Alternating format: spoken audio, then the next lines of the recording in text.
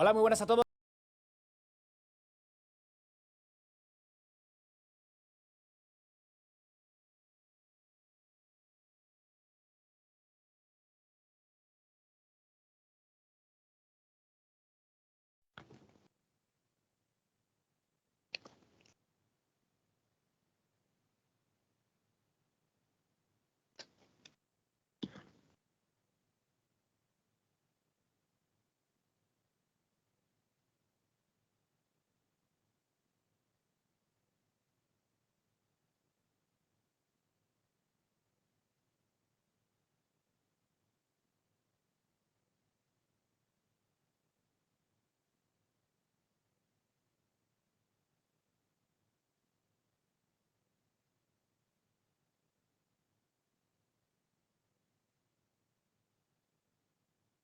Hola ingenieros, buenos días, ¿cómo están? Buenos días, profe. ¿Todo bien? Buenos días, profe. Bien, muchachos, vamos a ver lo último que toca para bomba centrífuga. De hecho, prácticamente ya acabamos con lo que la materia dice que tenemos que ver para bomba centrífuga. El siguiente paso es que ustedes me seleccionen una bomba utilizando los conceptos que ya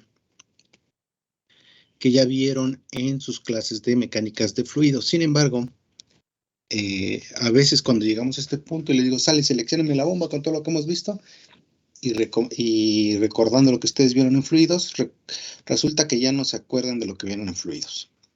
Entonces, vamos a hacer una leve repaso. Cuando digo leve repaso, solamente vamos a recordar algunos puntos. Los demás los van a tener que estudiar ustedes por su cuenta. ¿Sale? Bien. Sí, profesor, gracias. Entonces, vamos a recordar lo que vieron en perfiles de velocidad. En perfil de velocidad lo ven a veces ven un pedacito en instrumentación y ven otro pedacito en fluidos. Para hablar del perfil de velocidad, hablamos del número de Reynolds. Decimos que el número de Reynolds es un número que es un indicador para decirnos si el flujo es laminar o si es turbulento. Si el número de Reynolds es menor a 2000, decimos que es un flujo laminar. Y si el número de Reynolds es mayor a 4000, decimos que es un flujo turbulento. El número de Reynolds generalmente la calculamos por cualquiera de estas dos expresiones.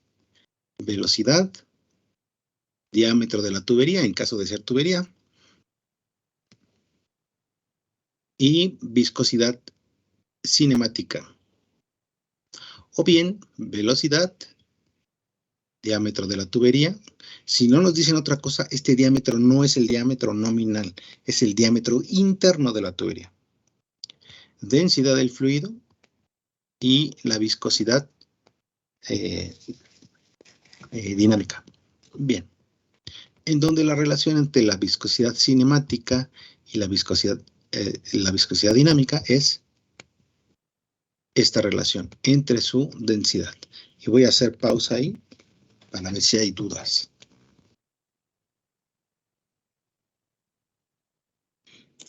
Profe, disculpe, es que mi internet no funcionó muy bien. En la parte del diámetro de la tubería dijo que si no se menciona nada más, es el diámetro interno siempre, ¿verdad? Interno, sí. Ok, gracias. Bien. Si ustedes tienen el mod, en la parte de atrás vienen diferentes tablas. Déjenme ver si lo tengo por aquí. Y vienen algunas tablas donde hablan precisamente de la densidad del agua y de la viscosidad del agua para diferentes temperaturas.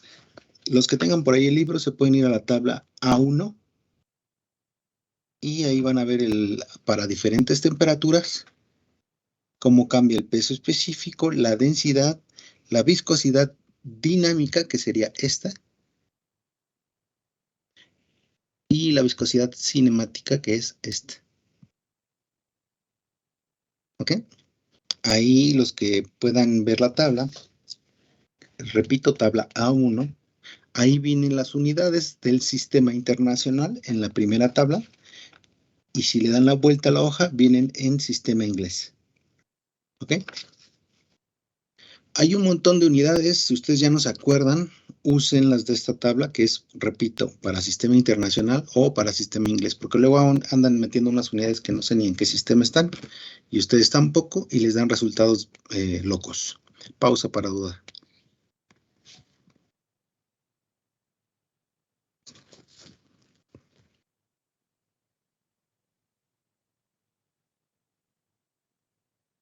Bien. Acuérdense que la velocidad que aparece ahí es la velocidad promedio. Vamos a suponer que tenemos, que vamos en la carretera. Ahí está mi carreterita, perdón por mis dibujos de primaria, así me salen. Ustedes los hacen bien. Es una vista aérea y ahí están mis automóviles. Bien.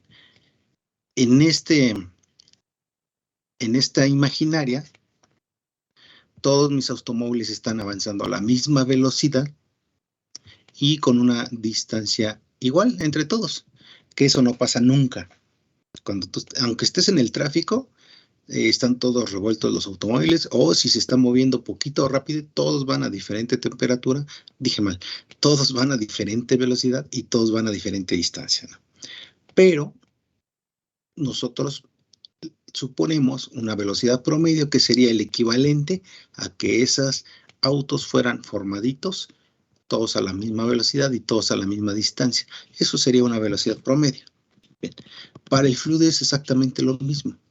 Esto me lo voy a brincar, esto me lo voy a brincar. Ahorita regreso a él, ahorita regreso, ay, acá está. Para el fluido es exactamente lo mismo. Este es, por ejemplo, un perfil de velocidad laminar. Laminar quiere decir que se forman como pequeños, si fuera una superficie plana, serían como pequeñas láminas una sobre otra. Como es un tubo circular, se forman como si fueran un tubo concéntrico adentro uno de otro, en donde el tubo más delgado de agua, tubo de agua, el que va a la mitad, va muy, muy rápido. Y el que va pegadito a la pared, se va como que pegando a esa pared y va un poco más lento. En algunos, los que vivan cerca de algunas comunidades que tengan ríos, algunos ríos, dependiendo la época del año, se pueden comportar así. Te empiezas a meter en la orillita y sientes una velocidad pequeña, está tranquilo. Pero te empiezas a meter más al centro y en el centro hay mucha corriente. Bien. Entonces, estas serían velocidades individuales. De esas velocidades individuales, la velocidad que está en la ecuación es la velocidad promedio. Esta que está aquí. Está marcada la velocidad máxima, que es la de los que van en el centro, y la de la velocidad promedio, que es como si todos fueran a la misma velocidad. Pausa para dudas.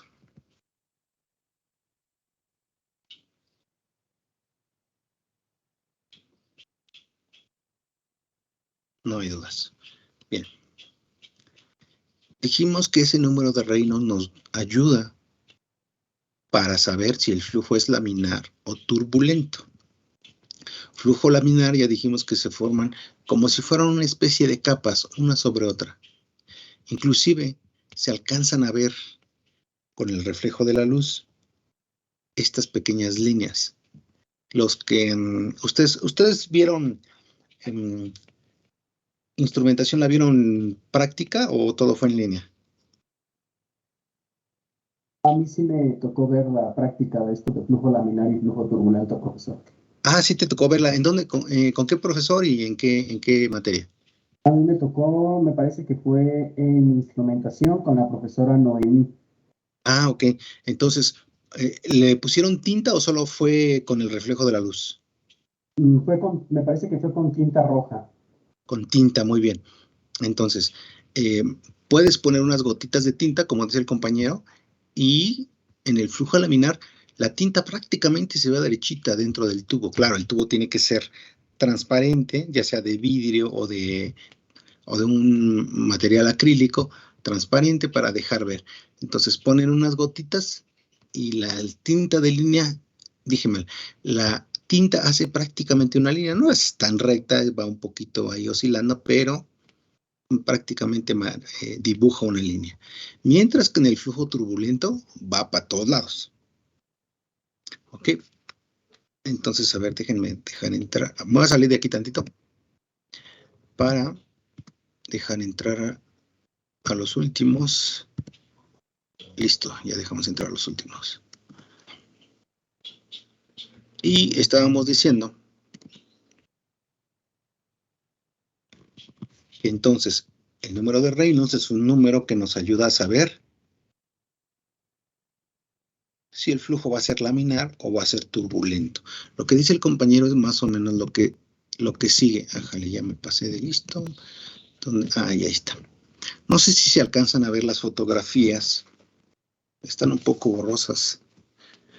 Tenemos en la parte superior un tubo de vidrio, un inyector de tinta,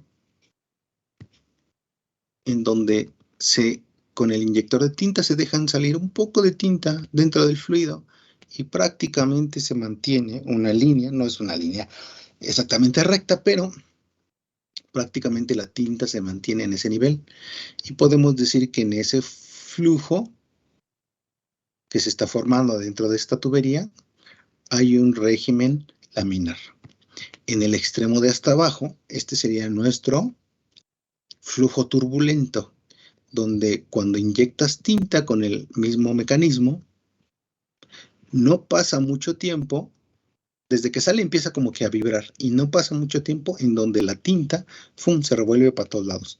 Este es flujo turbulento. Esto sería un Reynolds de máximo 2000. De 2000 hacia abajo, flujo laminar. Flujo turbulento de 4000 en adelante. Y este del medio le llaman flujo de transición, que no es ni este turbulento ni es la línea, sino está como que oscilando ahí, como que en cualquier momento se puede volver turbulento. A este le llaman régimen de transición, generalmente entre los 2000 y los 4000 de Reynolds, que serían estos extremos de este lado. Pausa para dudas. A ver.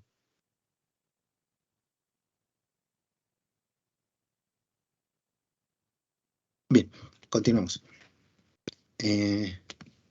Generalmente las aplicaciones que vamos a ver nosotros en nuestra materia para bomba centrífuga están en el régimen turbulento. Repito, bomba centrífuga para nuestra materia, régimen turbulento. ¿Vale? No dije para todas las bombas, no dije para bombas de desplazamiento positivo, no dije que no hay aplicaciones con régimen laminar, pero las que nosotros vamos a ver generalmente están en un régimen turbulento. Bien, entonces voy a regresar a lo que estábamos viendo. Aplica esta ecuación que ya explicamos qué es cada literal. Si te da menos de 2000 o máximo 2000 de Reynolds, es un régimen laminar. Si te da entre 2000 y 4000, es un régimen de transición. Y de 4000 en adelante, es un régimen turbulento, que es donde vamos a estar nosotros concentrándonos, porque las bombas centrífugas y para la aplicación en nuestra materia es donde generalmente se mueven estas bombas. Pausa para dudas.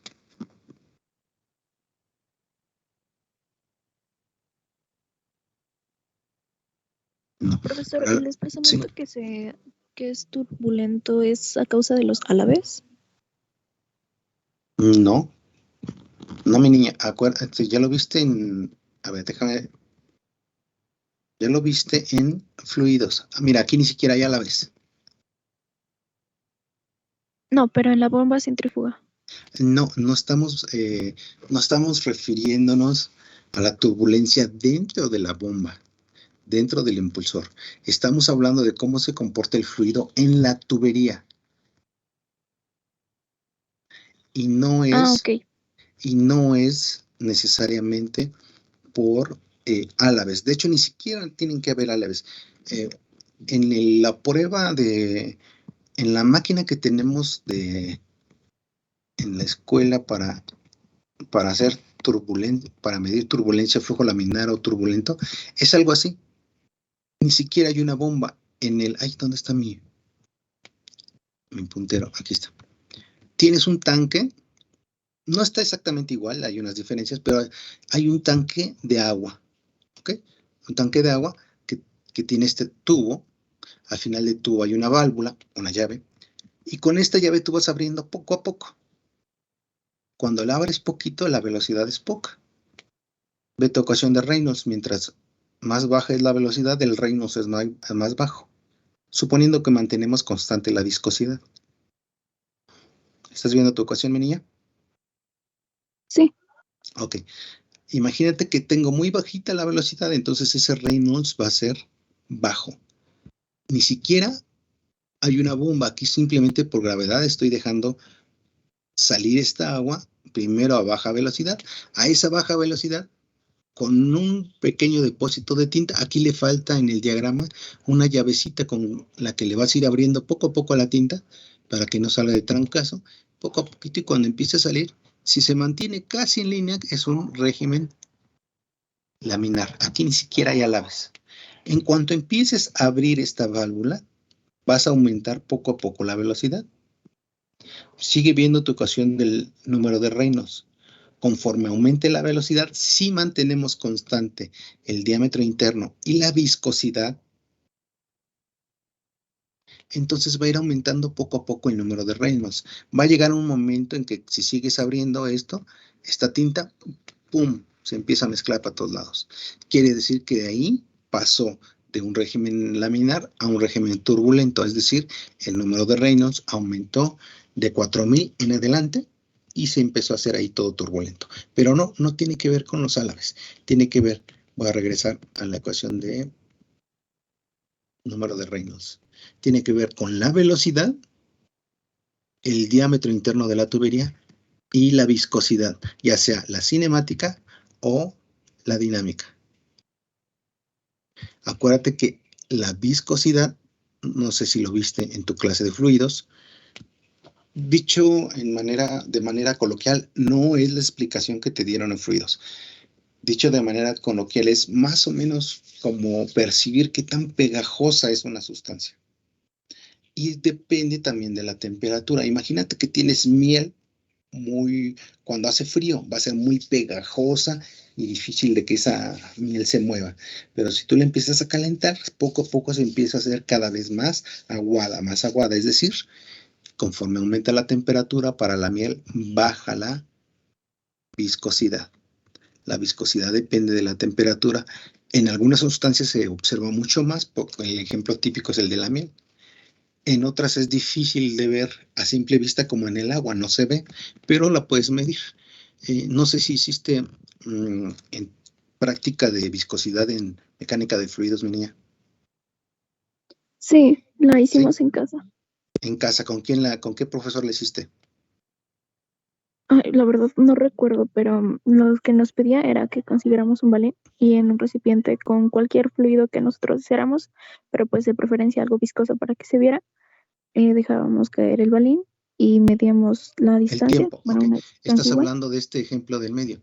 En este ejemplo del medio vamos a suponer que tienes un recipiente transparente con dos niveles, el nivel superior, y marcas, ya sea con masking o con pluma o con lo que tú veas. Si ya tienes un laboratorio moderno, pues pones aquí un láser, ¿no?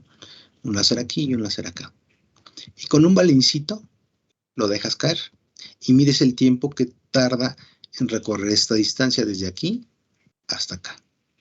Bien, lo haces con agua, por ejemplo, muchas veces tomas el tiempo, y después lo haces con aceite de cocina si estás en tu casa y comparas el tiempo. Mientras más tiempo pase, más viscosa es la sustancia. Hay otra forma de hacerlo que es como una especie como de embudo, en donde está calibrada esta salida, este diámetro está calibrado y esta altura inicial está calibrada. Pones tu sustancia y destapas para que empiece a caer a un recipiente. Mientras más viscosa sea la sustancia, más tiempo va a tardar en caer al recipiente. Entonces, mientras más tiempo pase, decimos que es más viscosa. Otra forma de hacerla es poner 2 placas. Esto sí ya no se puede hacer en casa, ya lo tendrías que hacer en el laboratorio. Pones una placa fija, una placa móvil, y en medio pones tu fluido. Aquí lo embarras de aceite, por ejemplo. Esta placa móvil la jalas, casi siempre es con una polea, pero puede ser por cualquier medio. En este ejemplo está jalada por una cuerda, una polea y un peso, para que sea una velocidad, una fuerza constante. Y se mide la distancia que recorre esa plaquita. Mientras más viscosa, más pegajosa sea, más tiempo va a tardar en recorrer una misma distancia que si está más, por ejemplo, si le pongo miel, a lo mejor está pegajoso, si le pongo aceite, a lo mejor va a ir más rápida. Que son las diferentes maneras de ir midiendo la viscosidad. Entonces, regresando a tu pregunta, ¿de qué depende? Ahora tú respóndeme, mi niño. ¿De qué depende que un fluido sea turbulento o laminar? Depende de la velocidad. ¿De qué más depende? De la viscosidad. De la del viscosidad. fluido. Y que a su vez, ¿de qué depende la viscosidad? De la temperatura. De la temperatura y del tipo de fluido. ¿Ok? Ok, muchas gracias. Sí, bueno, dale. Entonces vamos a regresar. Ahí se me fue la onda en que estamos. En este, vimos este y vimos este, sale. Listo, voy a brincar. Bien. Entonces, repito, para las aplicaciones que vamos a ver nosotros, generalmente trabajamos en el régimen turbulento para nuestra bomba centrífuga. ¿Ok? Pausa para dudas, muchachos. No, bien, voy a hacer una pausa de 1 minutín para que tomen nota mientras yo voy por un vaso de agua y regresamos para continuar con nuestra clase. Gracias.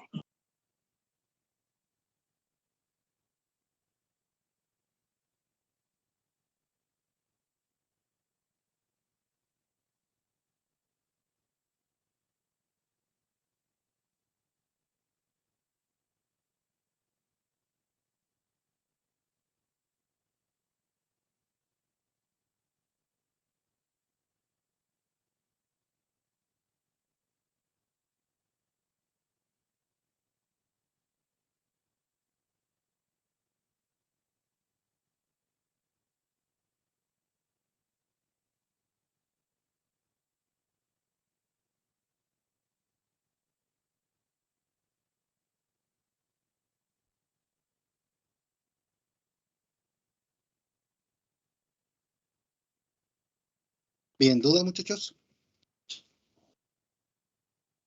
Profe, Sí. bueno, existen, o bueno, hay bombas que pueden o que trabajan en régimen laminar y bueno, no sé si existan. Más que la bomba sería el sistema. Sí, hay sistemas, son aplicaciones ya muy especiales, posiblemente que te requieran régimen laminar. Para las bombas que nosotros vemos y los sistemas que nosotros vemos, generalmente trabajan en régimen turbulento. ¿Okay? Las bombas centrífugas que hemos visto hasta el momento generalmente se ponen en sistemas que trabajan en régimen turbulento. Porque el régimen turbulento tiene muchas... ustedes no llevan transmisión de calor, ¿verdad? Son robóticos. Bueno, No. les comento nada más brevemente. Muchas de las aplicaciones de transmisión de calor tienen un mejor comportamiento cuando el régimen es turbulento. Cuando quieres transmitir calor de un fluido a otro a través de una pared de tubería, generalmente se comporta mejor cuando el régimen es turbulento. Otra de las razones para utilizar régimen turbulento es que, como lo vimos en la ecuación, para régimen turbulento, manteniendo constante el diámetro de la tubería y la viscosidad, tendrías que aumentar la velocidad. Al aumentar la velocidad aumentas caudal, es decir, entregarías un mayor caudal con un régimen turbulento que con un régimen laminar, sin cambiar las otras dimensiones que ya mencionamos. Entonces, para aprovechar mejor la bomba, generalmente va a estar trabajando en régimen turbulento. No quiero decir que no haya aplicaciones muy específicas que quizá te soliciten trabajar el sistema, no la bomba, todo el sistema en régimen laminar. Entendido, profe. Muchas gracias. Ok. Por ejemplo, ¿en dónde quisiéramos no tener velocidades muy grandes? Cuando bombeas sustancias muy viscosas, no quieres tener regímenes turbulentos. Ahí inclusive tienes que cambiar la bomba. Si quieres bombear miel o chocolate,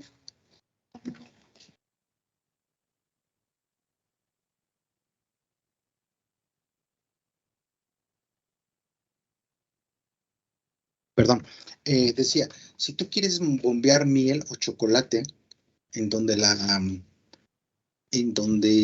la viscosidad es muy grande de las sustancias, no vas a usar una bomba centrífuga. Generalmente vas a usar una bomba de desplazamiento positivo y las velocidades en las tuberías generalmente también van a ser más bajas. No necesariamente llegar al régimen laminar, pero sí muy, muy bajitas porque la sustancia que manejas es muy viscosa. ¿Sí te respondí, hijo, o me fui por otro lado? No, sí, profe, sí me respondió. Muchas gracias. Ahora, hay otras sustancias en donde no tanto depende de la viscosidad del fluido, sino depende de la composición. Imagínate que quieres bombear catsup o mayonesa. Ahí más que la viscosidad, lo que manda es la composición. No vas a usar una bomba centrífuga para bombear catsup o mayonesa, porque estas son sustancias que están hechas a su vez de una mezcla de sustancias. Si tú metes, por ejemplo, mayonesa a una licuadora, si tienen chance sin que los regañe su mamá, háganlo. Agarren mayonesa, métanlo a la licuadora y préndanle. Y me dicen qué pasa. Si no tienen chance de hacerlo, para comprobarlo, bueno, ni modo. Les voy a platicar más o menos qué pasa. Después de un buen rato, te estar gastando luz ahí a la tonta y te va a regañar tu mamá por la mayonesa que echaste a perder. Se va a empezar a separar la mayonesa. Como que se separa el líquido de otra sustancia más sólida. Porque la mayonesa es una emulsión, es decir, una unión de dos elementos diferentes y un emulsificante, que es como el cemento que une estas dos sustancias, o más sustancias. Cuando le metes fuerza centrífuga se llegan a separar. Entonces al final tú ya no tienes mayonesa, ya tienes una mezcla de cosas separadas que ya ni siquiera a la vista son agradables, aunque siguen siendo las mismas sustancias. Entonces, cuando vas a bombear catsup o mayonesa, es decir, emulsiones, o chocolate también es una mezcla de aceites, no vas a usar bomba centrífuga porque funciona como una licuadora y separa los ingredientes. Ahí seguramente utilizarás bomba de desplazamiento positivo. Pausa para dudas. Y por ejemplo, profesor, ahí también aplicaría lo que es la temperatura, ¿no? Que va adquiriendo el fluido por el uso de la bomba. No, más que la bomba no da tanta temperatura al fluido. Prácticamente se mantiene igual. Algunas veces, por ejemplo, cuando llegan a bombear miel o chocolates, en el transcurso del tubo, se le está suministrando calor para que no aumente su viscosidad, para que no se haga duro allá dentro de la tubería. O imagínate que trabajas en una fábrica de velas y estás bombeando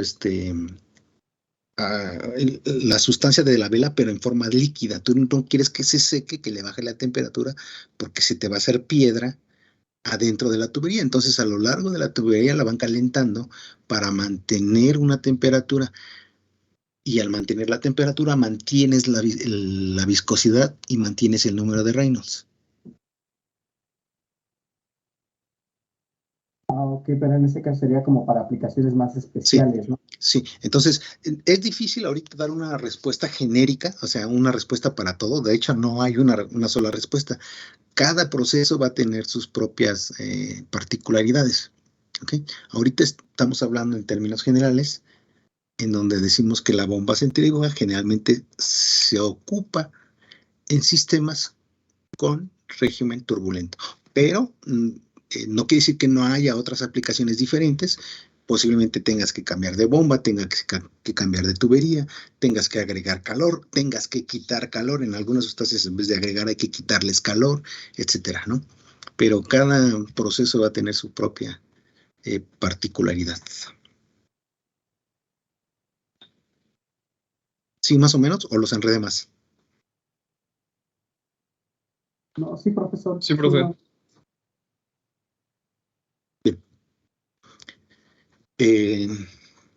En algunos otros casos, ya para terminar, porque si no nos vamos a platicar aquí de un montón de casos. En tu carro, por ejemplo, hay varias bombas. Dos, generalmente por lo mismo tienes dos. Una para la bomba de agua, para el sistema de enfriamiento. Claro, a menos que sea un bochito, que esos no traen bomba de agua. Pero si no es bochito, generalmente todos los carros van a traer su bomba de enfriamiento. La bomba de agua, su función es mover agua que pase por el radiador. Déjame ver si tengo una imagen por aquí. A ver, aguántame. No, creo que no. A ver.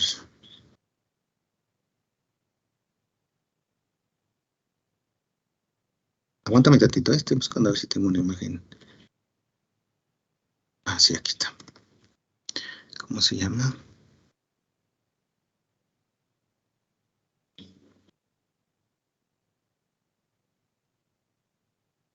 No sé si se alcanza a ver ahí la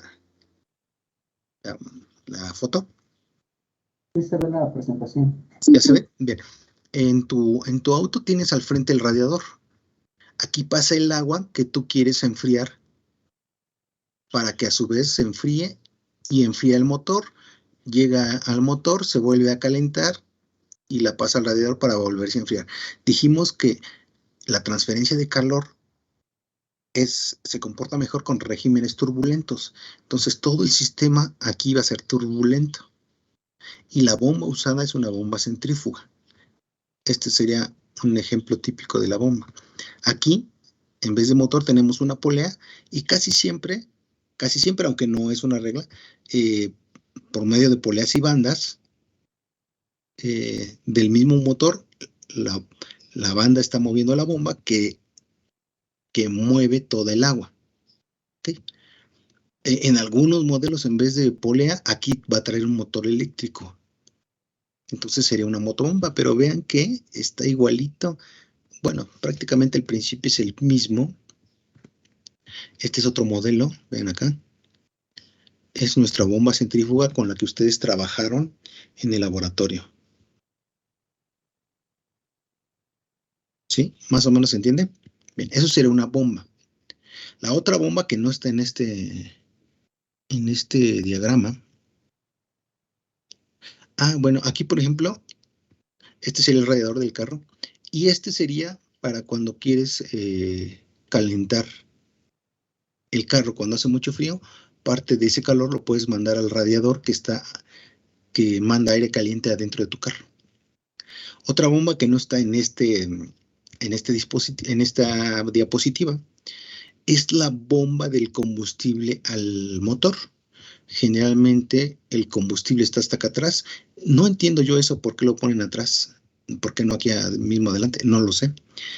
Pero casi siempre la gasolina va atrás. Y hay una bomba que manda el combustible desde atrás hasta tus inyectores. Bien. Ahí generalmente las bombas de combustible no son centrífugas. Las bombas de combustible casi siempre son de desplazamiento positivo. Una bombita de engranes, que es lo más común. Los que ya pasaron al laboratorio y le sacaron foto a una bombita de engranes internos que estaba ahí, no sé si alguien tenga a la mano la foto, Esa es una bomba de combustible creo que es de un carro de Volkswagen. No sé de qué modelo, pero es de un Volkswagen. Toma el combustible y lo manda hacia el motor. ¿Ok? Bien. Pausa para dudas, muchachos.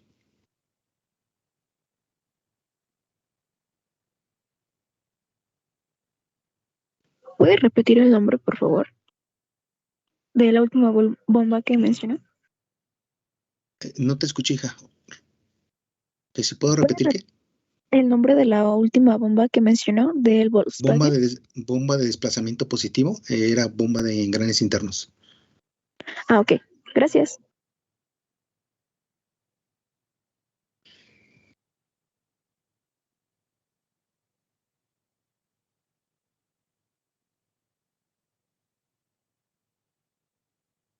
Bien.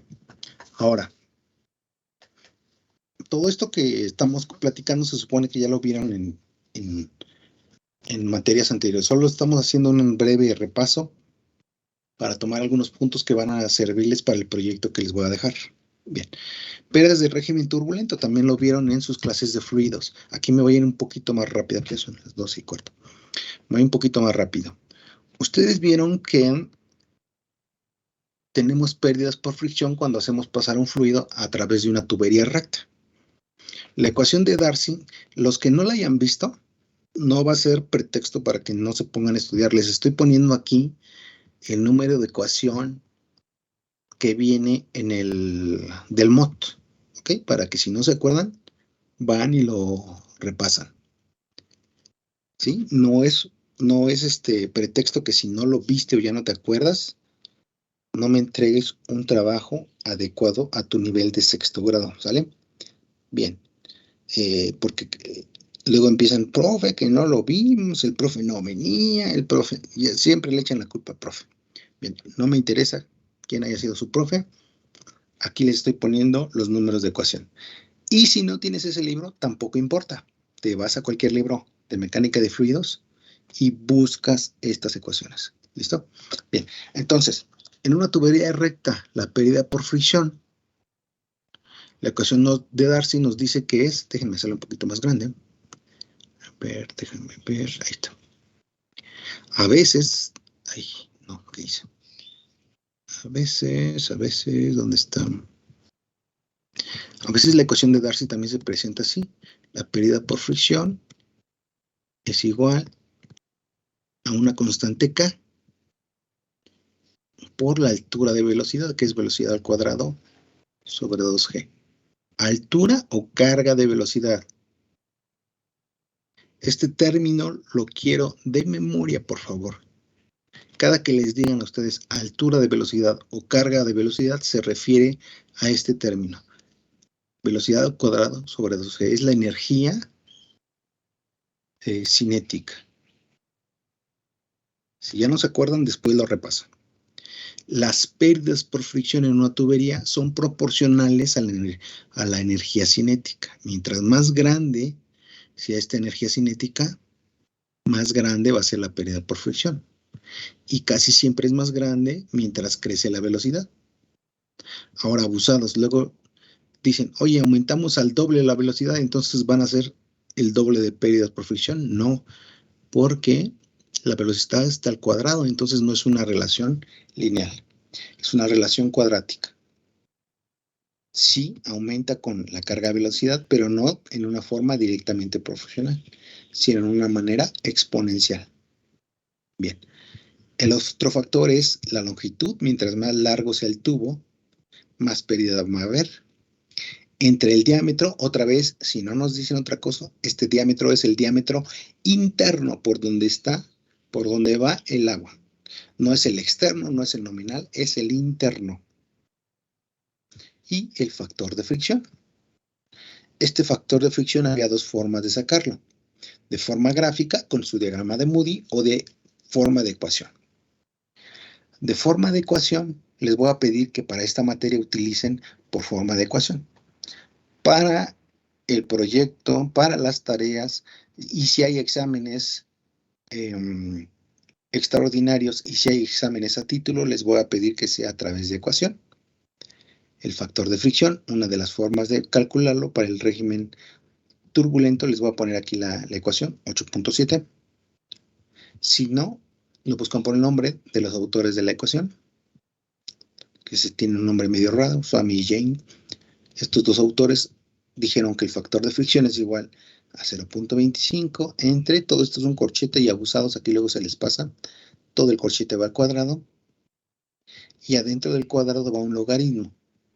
Este logaritmo a su vez está 1 y abajo 3.7 de la relación D-N. D es el diámetro interno, otra vez, igual que este. Y esta es la rugosidad relativa, que ahorita la vamos a ver, que es del material.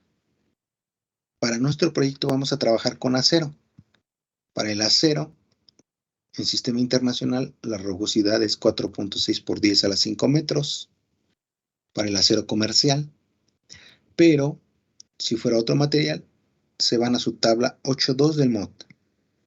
Y habla de la rugosidad relativa. Y acá está una constante, 574, y este es el número de Reynolds que ya vimos al principio cómo lo calculan.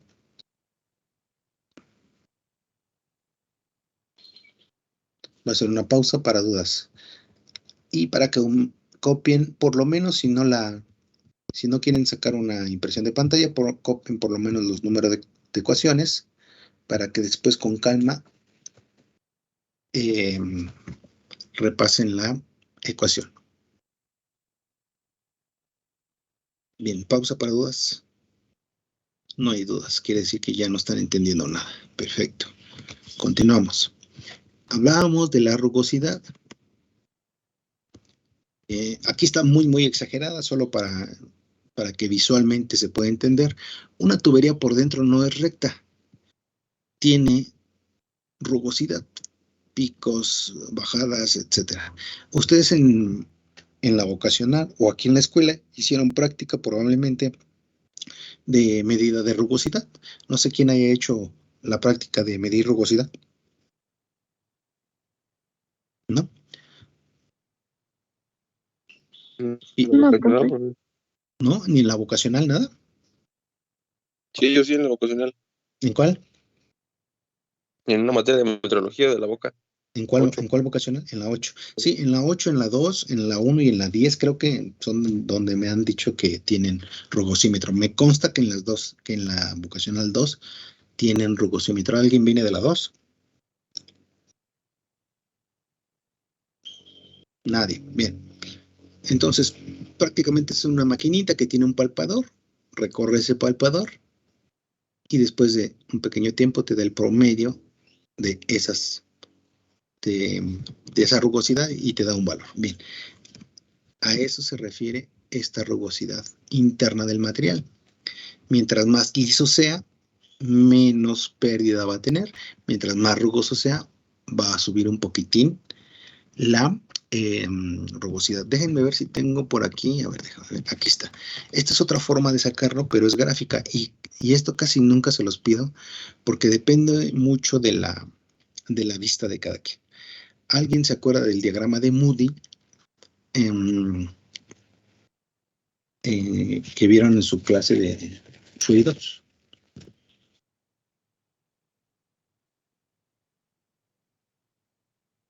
¿No? ¿Ya no se acuerdan? Bien. Entonces luego lo repasan. Ahorita nada más voy a decir que es una gráfica en donde en el eje X tiene el número de Reynolds. Mientras más crece X, crece el número de Reynolds. Y en el eje Y del lado izquierdo tienen el factor de fricción. Esta parte sería el régimen laminar, que es desde 2000 hacia atrás. Esta parte le llaman zona de transición, que es de 2000 a 4000. Y a partir de aquí, de 4000 en adelante, el régimen turbulento. Generalmente en esta zona es donde vamos a trabajar nosotros con nuestra bomba centrífuga para esta materia. ¿Okay? Lo que nos indica estas líneas son diferentes líneas para diferente rugosidad relativa. La rugosidad relativa, voy a regresar un poquito a la ecuación, es esta relación. diámetro entre rugosidad interna del tubo. Ahora, ustedes verán en algunas tablas, como en esta que tengo aquí, dije mal, en algunos diagramas de Moody, como el que tengo aquí, valores muy pequeñitos, que va de 0.05 y conforme va aumentando cada vez se hace más chiquito. Y en otras, como en la del mod, empieza con 20 y mientras más baja se hace más grande. Lo único que quiere decir es que esta relación la tienen al revés.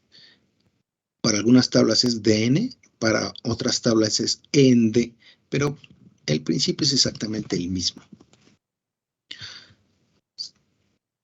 Tú calculas cuál es tu rugosidad relativa del tubo y esa es la curva que vas a usar. Calculas cuál es tu Reynolds, subes con el Reynolds y en la curva que le corresponda a tu rugosidad relativa te vas de manera horizontal y aquí te da el factor de fricción. Bien, como ahí depende mucho de la vista, yo les voy a pedir que lo hagan por medio de esta ecuación. Si lo quieren hacer más fácil, de hecho se los voy a pedir, me van a hacer en Excel, van a meter esta ecuación para que ustedes nada más alimenten los datos, cuál es el diámetro interno, cuál es la rugosidad que depende del material, el Reynolds va a depender, como ya vimos, de la velocidad, diámetro, viscosidad de la sustancia y te dé inmediatamente el factor de fricción. Lo metas aquí y te dé la pérdida por fricción en esa tubería recta. Bien, pausa para dudas. ¿Por qué hacen el cambio en cómo se relacionan de lo que mencionaba que podrían intercambiarse? No entendí su pregunta. En la parte del diámetro y la rugosidad, por ejemplo, aquí, ¿cómo La se están rugosidad relacionando? relativa. Esta división se llama rugosidad relativa. En algunas tablas, déjame avanzar, como esta que tengo aquí, mira, no sé si aquí alcanzas a ver. Dice que es la rugosidad, que es un valor muy pequeñito, entre el diámetro interno. ¿Sí lo alcanzas a ver? Sí. Eso hace que mientras más grande sea el diámetro, más pequeño es este valor. Entonces, cuando tú vas caminando hacia acá abajo, quiere decir que el diámetro se está haciendo más grande. Pero en otras Entonces, tablas, esta relación la tienen al revés. La gráfica es la misma, simplemente estos valores van cambiando de manera diferente. Aquí empezaríamos con 20 y mientras más bajas, se hace más grande el número. y en cuestión de significado no afecta en nada. No afecta en nada. Simplemente es una relación entre esos dos valores. ¿Cuánto diámetro contra cuánta rugosidad? Ah, muy bien, de ¿Sí? acuerdo. Tú haces el cálculo que le corresponde a tu sistema, escoges esa línea, obviamente no siempre va a estar, a veces queda entre dos, entonces el problema con esas que quedan entre dos es que tú te la tienes que imaginar dónde va. Y si así era difícil, imaginando dónde va la mitad, pues es todavía un poco más difícil sacar el factor de fricción. Por eso yo les pido que lo hagan por medio de la ecuación. Así no importa que veas bien o mal, si usas lentes o no, la ecuación te va a dar el mismo valor, siempre. Eso es para tubería recta. Pausa para dudas.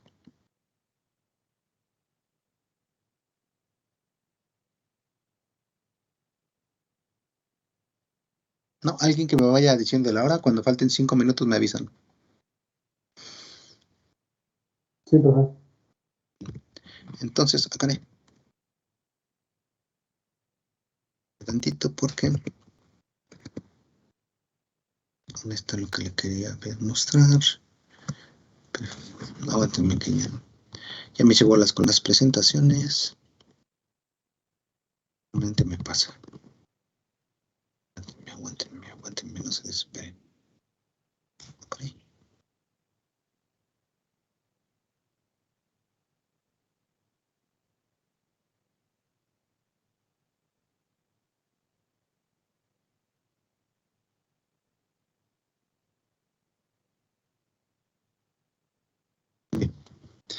Entonces,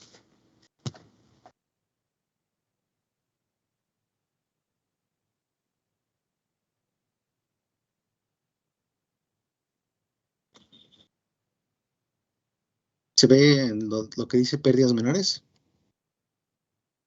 Sí. Bien, ustedes vieron en fluidos también pérdidas menores que se refiere a válvulas. ¿Ok? Hay diferentes válvulas, también los que ya pasaron al laboratorio pudieron ver diferentes válvulas. Aquí hay una válvula de una, dije mal, aquí hay una foto de una válvula de compuerta. Una forma de conocer la válvula de compuerta es porque tiene este cuerpo aquí. Aquí adentro está esta compuerta que sube o baja. Y otra es que cuando está completamente abierta, tú puedes ver a través del tubo. Cuando toda la compuerta está hasta arriba, es como si fuera un tubo de lado a lado. ¿Ok? Entonces, esto es una válvula de compuerta. Generalmente la usamos para que esté o totalmente abierta o totalmente cerrada. Y estas que escogí aquí están para unirse por brida. Esta que está aquí es la brida. Alguien me preguntaba en la práctica que qué era una brida. Es este plato con agujeros, se llama brida. Puede ser que tenga rosca, en vez de plato con agujeros, tenga una rosca para que aquí llegues y enrosques tu tubo. Puede ser que tenga una caja para que tú llegues y soldes el tubo. Bien, hay diferentes maneras de conexión que ahorita nos vamos a ver. Solamente estamos tratando de recordar. Esta es una válvula de compuerta. Esta es una válvula de globo. La válvula de globo también tiene este vástago que sube y baja. Pero a diferencia de la de compuerta, aunque esté abierta la válvula, cuando tú miras desde un extremo, no se ve el tubo. Esta está hecha para controlar caudal. Esta está hecha no para controlar caudal, esta está hecha para abrir completamente o cerrar completamente. Todo o nada, y esta es para controlar caudal, flujos parciales. Ventajas y desventajas. Ventajas. Esta tiene menos pérdida cuando está completamente abierta porque inclusive tú puedes ver como si fuera un tubo de un lado a otro. No hay muchos pasos que tenga que recorrer el agua. Esta, por ejemplo, no sé si alcanzan a ver, aquí está marcada la dirección. Para que tú puedas controlar el caudal, llega el caudal, da vuelta hacia abajo, luego el agua sube y este taponcito impide el paso y tú lo vas controlando con esta apertura. A veces es plano, a veces como un cono. Hay diferentes estilos, pero baja y sube. Y ya que se controló, vuelve a bajar y vuelve a salir de este lado. Todos esos cambios de dirección provocan mucho más pérdida al paso de la compuerta. Entonces, si quieres controlar caudal, generalmente va a ser una válvula de globo. Si quieres nada más controlar o que pase o que no pase, generalmente va a ser una válvula de compuerta o una válvula de mariposa, también podría ser. Bien, les voy a recomendar que se vayan, los que ya no se acuerden. Mira, aquí se alcanza a ver una parte de la marca, se llama Valworth, se escribe con W, Valworth. Déjenme ver si lo puedo escribir aquí. Váyanse a esta marca o a la marca que ustedes quieran y busquen en sus catálogos los tipos diferentes de válvulas que ofrece. Las más comunes, repito, compuerta, globo, check, mariposa. ¿Qué más sería? Macho, que aquí no vemos esas válvulas, válvula de macho, pero no está mal que ustedes sepan. Y válvulas de bola.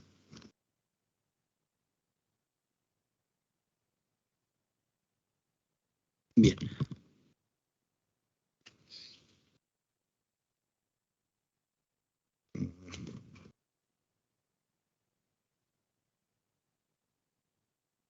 Generalmente los sistemas de bombeo son algo así. Una bomba, acuérdense que el símbolo de bomba es círculo, línea al centro que significa succión. Voy a poner que está conectada con brida y su salida casi siempre viene a un lado y tiene una brida. Listo. Hasta el momento en la clase nos hemos concentrado en esto, en la bomba. ¿Qué es su curva de comportamiento? ¿Qué cuánto gasta? ¿Qué cuál es su eficiencia? ¿Qué cuál es su POR? ¿Qué cuál es la... no sé cuántas cosas ya están... hago bolas de tantas cosas que hemos visto. Ustedes ya se las deben saber ahorita de memoria. Bien. La otra parte de un sistema de bombeo es la tubería y el origen y el destino. Casi siempre, lo voy a poner de otro color, en azul, casi siempre existen las siguientes combinaciones. La bomba está hecha para subir fluido desde un nivel más bajo hacia un tanque más alto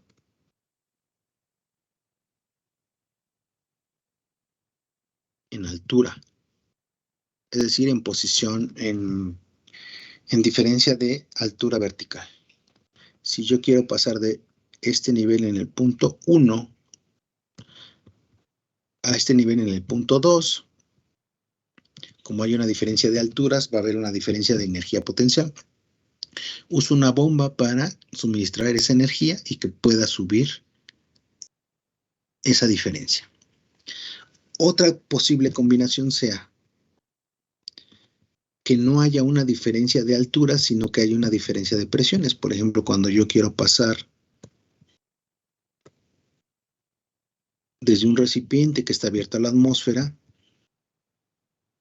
hacia un tanque que está presurizado con una presión por encima de la presión o por debajo de la presión atmosférica, es decir, que hay una diferencial de presiones.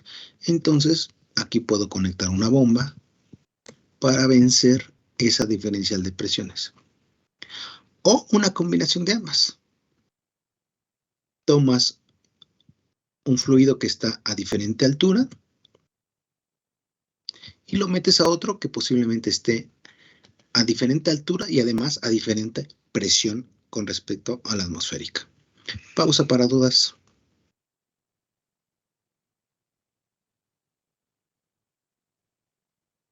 No hay dudas, ya no están entendiendo nada. Bien, entonces, esto ya me dio cosa. Bien, entonces, vamos a suponer que yo tengo aquí mi edificio, perdón por mis dibujitos, ahí está mi edificio, el más alto que tenemos, el enfrente de la biblioteca.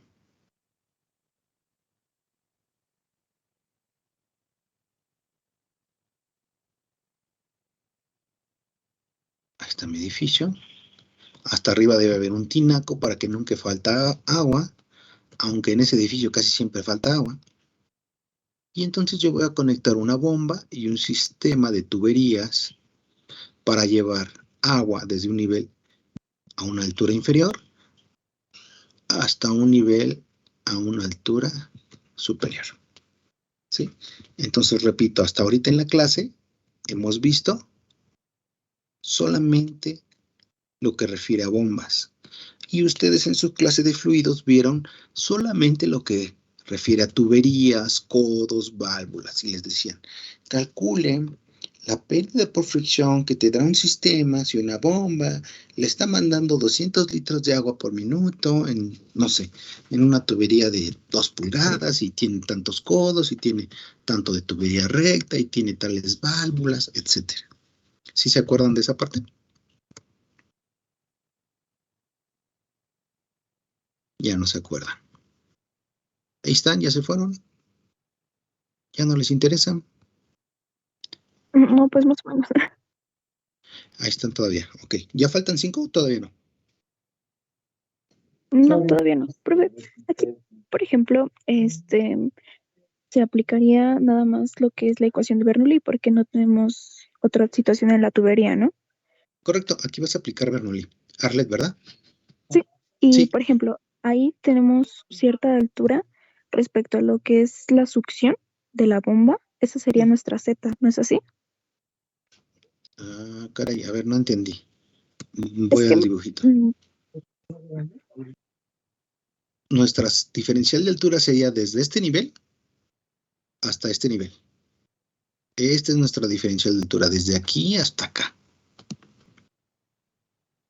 ajá, de acuerdo. O tú me estás Y diciendo esta altura. esa altura. Bien, esta altura generalmente hacemos que sea lo más pequeña posible. Ahorita no nos vamos a meter en por qué, lo vamos a ver cuando veamos NPSH. Bueno, de hecho ustedes ya lo vieron, solo lo vamos a recordar. Y si no lo vieron, no va a ser pretexto. Entonces, si no lo vieron, háganme un favor, se van al capítulo 13 del MOD y repasen o estudien por primera vez, como les toque, qué es el NPSH. Apúntenle, ¿qué es el NPSH? ¿Para qué sirve el NPSH? ¿Para qué nos sirve calcularlo? Hay dos NPSH, uno que se lee y uno que se calcula. El que se calcula se llama disponible. El que se lee de la curva de la bomba se llama disponible. Dije mal, se llama requerido. ¿Sale? Ahorita no lo vamos a ver, pero terminando la clase o cuando ustedes lo consideren, se estudien, después se reúnen en equipo porque ahí se me atoran muchos en el NPSH. Bien, vamos a continuar. Entonces, repito, hasta el momento hemos visto esto, pero con lo que ustedes vieron en sus cursos ya pueden ver todo esto de acá. Generalmente en las bombas, casi siempre requerimos de válvulas. Por ejemplo, voy a poner aquí una válvula check o válvula de retención o unidireccional. Son de esos tres nombres que me acuerdo ahorita. Check, retención, unidireccional. Sí, creo que es todo. Ustedes apúntenle si quieren. Esta es una válvula check. En el MOD viene una traducción malísima que dice válvula de verificación, porque check, una de las traducciones es verificar, o checar, o revisar, pero está mal traducido. Si tú vas a una empresa y les dices, quiero una válvula de verificación, te van a decir una grosería. O les dices que es una válvula check, o de retención, o unidireccional, cualquiera de esos nombres es aceptado, al menos en este país. En otros puede ser que cambie. También era pichancha, ¿no? No, la pichancha está acá abajo. Ah, ok. La pichancha es esta que está acá abajo. Y la pichancha es una suma de una válvula check más una coladera. Para que no se le meta toda la basura que puede tener el fondo de la cisterna. Esta es una válvula check. En algunos libros, si son de traducción española, va a decir válvula de alcachofa. Aquí también, si vas y pides una válvula de alcachofa, aparte de que te van a decir una grosería, se van a reír de ti, ¿sale? Entonces no vayas a decir eso. Okay, profesor. Sí, se llama válvula de retención si es un reporte técnico, pero si vas a comprarla a la tlapalería, le dices quiero una pichancha. ¿Dijo? Sí, oiga, profe, ¿para qué dos checks si ya tenemos una? Bueno, de hecho con una basta. ¿Para qué es esta válvula check? Para que cuando apagues la bomba, toda esta agua que estaba contenida aquí en el tubo va a tratar de caerse hasta llegar a este nivel. De tal manera que se puede quedar sin agua mi bomba. La bomba centrífuga que hemos trabajado, ya lo dije en laboratorio, ya lo dije en clase, lo repito y espero que ya sea de las últimas veces que ya lo tengan de memoria. Solo está hecha para trabajar cuando está inundado el rodete. El impulsor de las bombas centrífugas están hechas para trabajar de forma inundados. Si no está lleno de agua, te vas a echar la bomba. Acuérdense que la bomba se enfría con la misma agua que pasa. Por eso en la curva de comportamiento, que ya ustedes deben de saber a esta altura de memoria, hay una zona que te marca el caudal mínimo. Si trabajas detrás de ese caudal mínimo, se va a calentar la bomba. Pero para que haya el caudal mínimo, de inicio tiene que estar llena la bomba, si no, te la vas a echar. Bien, esta pichancha sirve para eso, para que no se caiga el agua y siempre se mantenga lleno el redete. Esta otra check que está acá, no siempre se pone en las casas, casi nunca se la ponen, De hecho, en la escuela creo que tampoco se la ponen, en los edificios no se la ponen. Pero en la industria generalmente aquí le pones una checa. Esta agua, cuando tú justo apagas la bomba está rodando, y la apagas, toda esta agua se va a tratar de regresar. Como esta está girando y está bien en sentido contrario, va a golpear tu bomba y te vas a ir echando poco a poco impulsor, rodamientos, bomba, todo. Entonces le pones una check para que en cuanto esta agua se quiera regresar, pum, esta check la atrapa y no permite que golpee la bomba. Entonces, esta es para que no se quede sin agua el impulsor y esta es para que el agua por encima no golpee la bomba. No va a golpear la bomba, pero ahora va a golpear el check. Entonces, pero sale más barato cambiar un check que toda la bomba. Bien. Cada golpe se va a ir dañando el empaque del check. Entonces, por lo general, también después del check hay otra válvula. Casi siempre es una válvula de todo o nada. Una válvula de compuerta, una válvula de mariposa. Entonces, ustedes anótenle ahí, por favor. Esta es una pichancha, esta es una check y esta es una válvula, casi siempre de todo o nada, compuerta generalmente, o mariposa. ¿Para qué sirve? Para que cuando se dañe este check de tantos golpes que ya recibió, cierras esta válvula, retiras el check, abres el check, le cambias los empaques y vuelves a meter para que vuelva a funcionar. ¿Ok?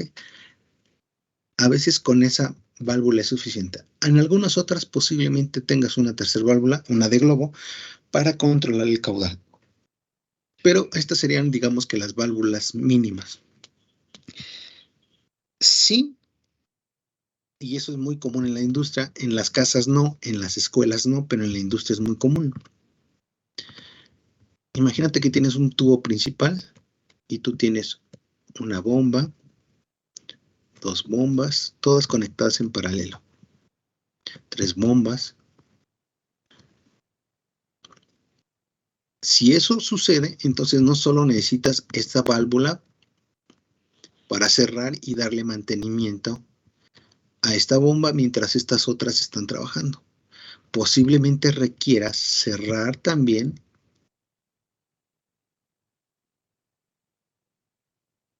una válvula en la succión,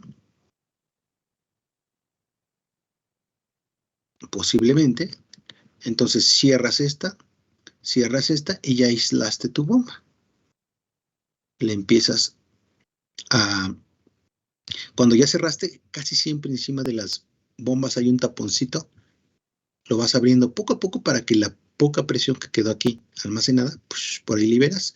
Ya que liberaste presión, quitas tornillos, quitas bomba y le das mantenimiento, ya sea al impulsor, a los empaques. Ya les pedí que me investigaran qué era un sello mecánico o qué es una empresa estopa. Bien, si vas a hacer eso, cierras estas válvulas, retiras bomba y le das mantenimiento a esos. ¿Ok? Si no es industria, es decir, si es una casa o si es una escuela o si es un edificio, generalmente esta válvula no va. Los que ya pasaron al laboratorio vieron que cuando hicimos cavitación, cerré esta válvula parcialmente y empezó a cavitar la bomba. Aquí le hace mucho daño una apertura parcial. Si está totalmente cerrada, generalmente no le pasa nada.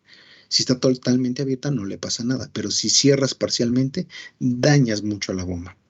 Puedes ponerla en una zona de cavitación. ¿Se acuerdan de cuando vimos el POR? Dijimos que está la curva así y está así. Y si yo la hago trabajar en estas zonas, puede existir cavitación. Bien. Esto generalmente se logra con esta válvula en la succión. Entonces, si no está en un ambiente en donde ves a haber técnicos que entiendan ese fenómeno y que vaya a haber tentones que vayan a querer cerrar esta, mejor quitas esa válvula y la dejas sin válvula. Pausa para dudas.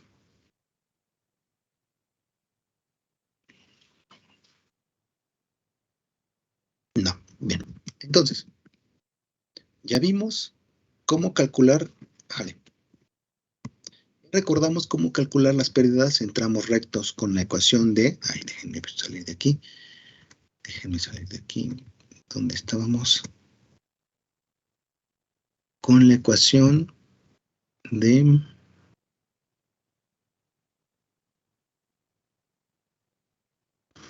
Darcy, con la ecuación para el factor de fricción y con la tabla para la rugosidad. Con eso calculas las pérdidas en la tubería recta. Para pérdidas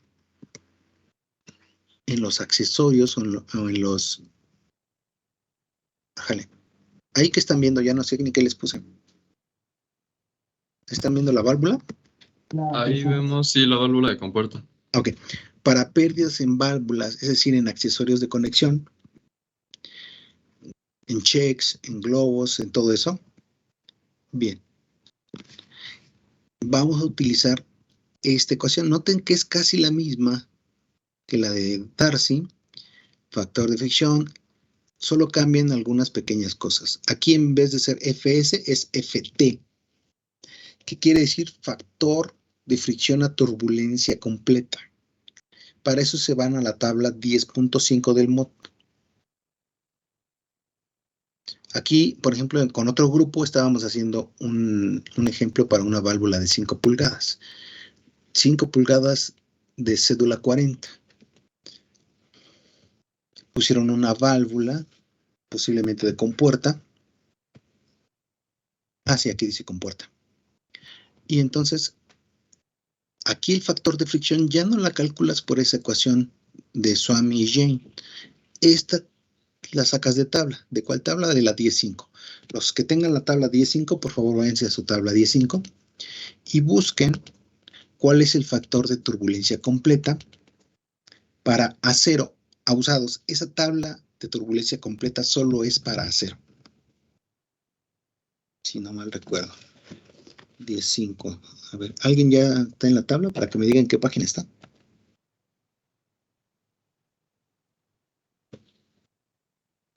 Ah, ya la encontré. Tabla 10.5. Bueno, en la versión que yo tengo está en la página del libro 297.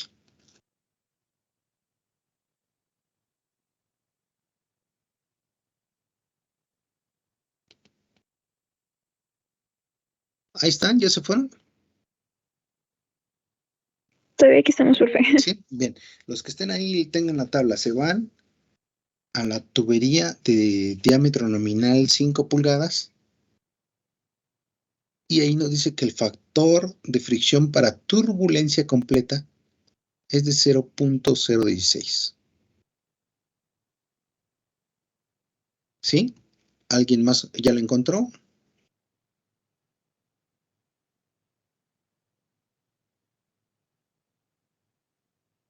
¿No lo han encontrado? ¿Ya no les importa por la hora? ¿Qué está pasando? No, todavía no. Todavía no encontré la tabla. ¿No encuentras la tabla, mi niña? Está en la página del libro 297. Ok. ¿Ya la tienes? Sí, me parece que sí es el mismo dato. Ok.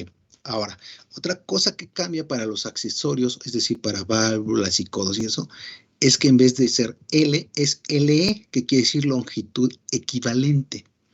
Y eso la sacan de la tabla 10.4, que está arribita de la otra tabla, en la misma página 2, ¿qué les dije? 297.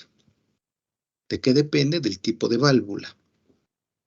Por ejemplo, yo les dije es una válvula de compuerta y casi siempre es para que esté totalmente abierta o totalmente cerrada. Entonces buscas válvula de compuerta y ahí hay varias opciones. Abierta por completo, un cuarto abierta, así. Vale. En este caso, si no te dicen otra cosa, es abierta por completa y en la tabla dice que ese valor es 8. Este primer es 0.16 que lo sacamos por tabla y ya nada más calcularíamos la velocidad al cuadrado sobre 2G. Para este ejemplo que hacíamos con otro grupo, yo les pedía, oigan, vamos a hacerlo primero para 100 galones. ¿Por qué 100 galones? Ah, porque se me pegó la gana, pero después les voy a explicar por qué. Pero ahorita, 100 galones por minuto lo pasaron en unidades congruentes, es decir, metros cúbicos por hora, de esos metros cúbicos por hora y entre el área interna de un tubo de acero comercial cédula 40, sacaron el área interna, sacaron la velocidad. Yo no lo hice, estos números son de los compañeros, si están mal ustedes me dicen. Y me dijeron la velocidad. Perdón, hijo, no te escuché bien, se me cortó la... Me parece que ya quedan 5 minutos. Ah, gracias, hijo. Bien, ya vamos a terminar, entonces 5 minutos. Me dijeron que la velocidad era 0.516 metros por segundo, lo elevan al cuadrado entre 2G. Y listo. Sacan ya la pérdida solamente de esa válvula. Si tuviera 3 o 4 o 5 de estas válvulas igualitas, multiplico eso por 5 y ya está. Bien. Y lo mismo se haría para codos, para válvula de globo, para válvula check, para pichancha.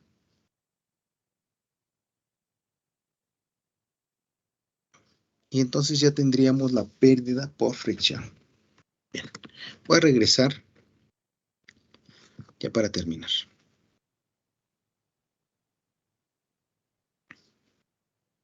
Si yo quisiera aplicar aquí mi ecuación de Bernoulli entre mi punto 1, que casi siempre elegimos el punto 1 y el punto 2 en los niveles más fáciles de conocer, que son el nivel de la superficie del líquido,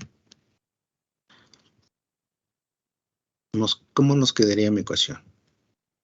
Que mi energía en el punto 1 tendría que ser igual a la energía que está en el punto 2. ¿Listo? Si no hubiera nada de aquí hasta acá, de pérdidas ni de suma, lo voy a poner aquí sin pérdidas,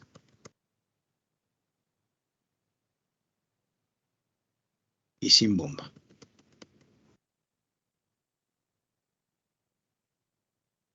Cuando queremos anexar la pérdida, nos quedaría que la energía que está en 1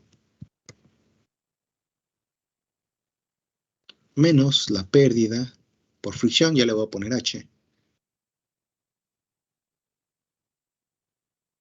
más lo que me dé la bomba, en la altura de la bomba, que ustedes ya se saben, la curva de caudal, altura de bomba, ven.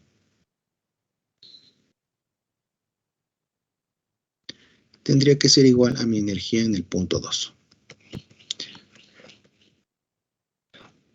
En la misma ecuación, nada más sumé algunos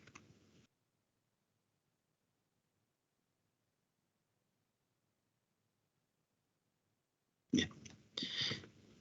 Y ahora en vez de energía, ya pongo los valores. La energía nosotros la dividimos en 3. Presión, es decir, la energía por presión en el punto 1 sería presión en 1 entre el peso específico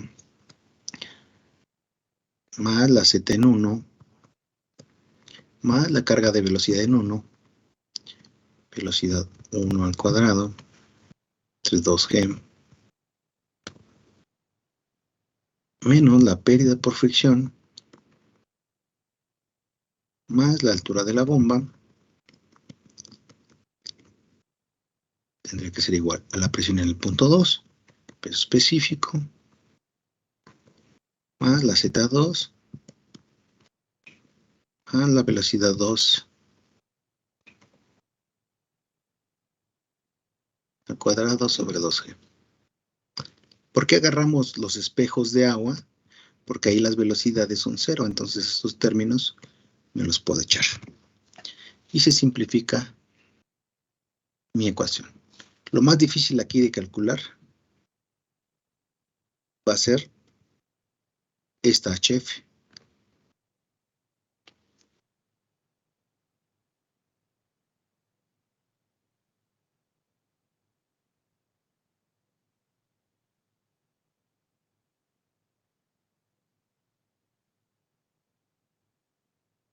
Bien, pausa para dudas, muchachos.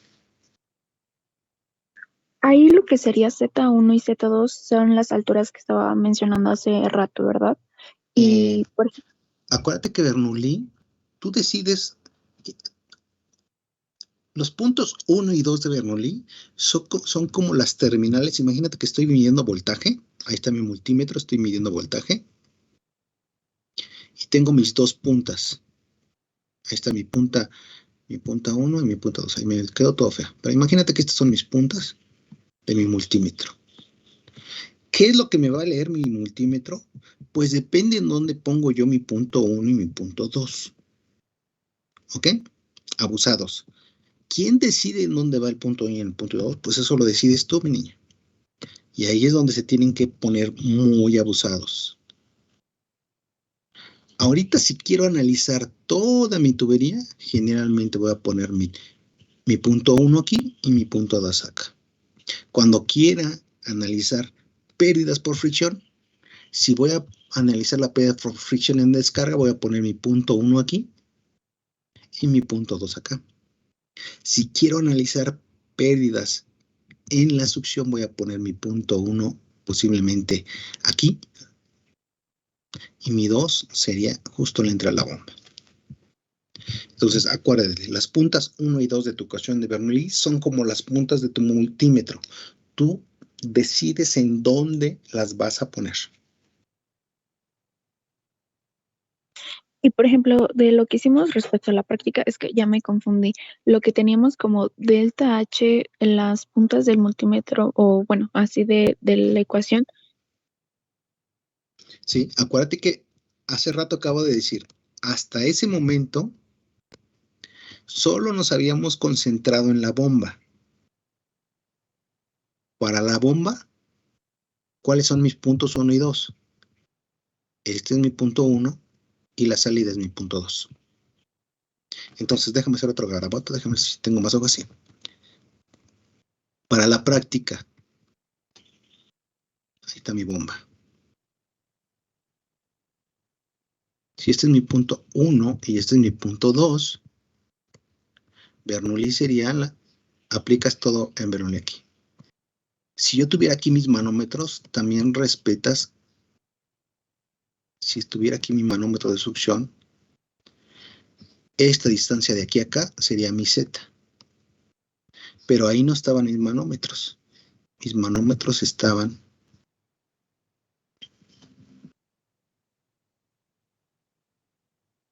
tenía mi bomba, mi puerto de succión y mi puerto de descarga.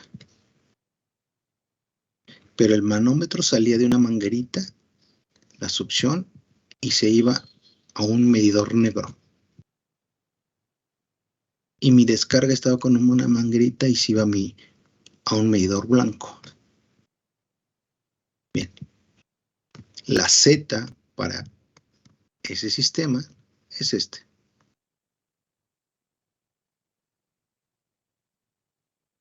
Z2 menos Z1. Entonces, no te puedo dar una respuesta genérica porque, repito, las puntos 1 y 2 de la ecuación de Bernoulli son como las puntas de tu multímetro, depende qué quieras medir. Si ahorita, Muy bien. ¿sí? Entonces, para la bomba fue una ecuación, dije mal, para la bomba fue un punto 1 y un punto 2 diferente a lo que vayamos a ir haciendo. ¿Ok?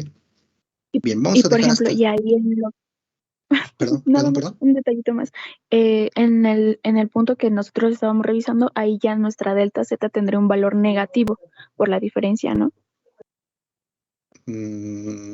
Delta Z, no entendí, hija, otra vez. ¿Puedes plantear la De, pregunta de manera diferente? de la práctica, de lo que ahorita estaba retomando de la diferencia entre los manómetros, es ya sería un valor negativo el que estábamos, el que medimos, ¿no? Claro que no.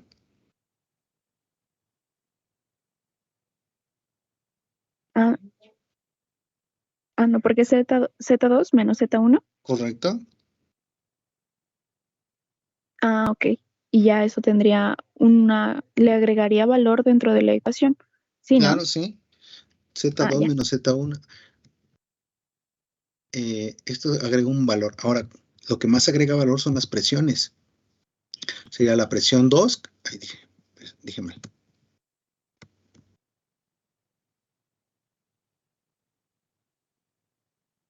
Vamos a poner de un lado Fíjate, tendrías energía de presión, presión 1 entre el peso específico, aquí va la succión, más Z1, más velocidad 1 al cuadrado sobre 2G, más la altura de la bomba.